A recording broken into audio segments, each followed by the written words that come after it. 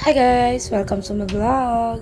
So ito nga guys, unang araw namin guys dito sa paghukay ng lupa guys. Naghukay, may mga hukay na yan siya dyan guys.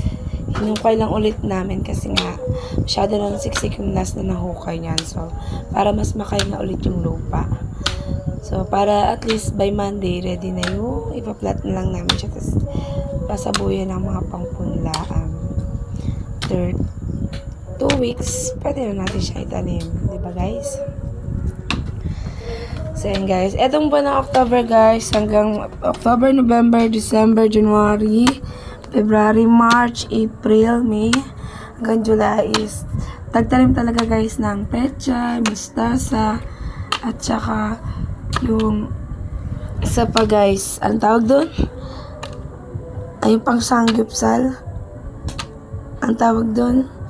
Lettuce guys. So, pag mawalan kasi guys, mas madalas na po nasisira yung mga dahon kasi madalas nalulusaw pag masyadong maulan. So, yun talaga yung mga buwan dito guys sa Quezon City na madalas sila nagtatanim. Diba guys? So, ayan. Siyempre, di namin basta-basta matatapos to ngayon habang ganda-ganda yung panahon. Tinatapos lang namin siya guys. Yan guys, diba ang ganda ng haring araw guys. So, ayan. Siyempre, papahinga na si Lods, guys. Thank you for watching. Bye! Kailan yan?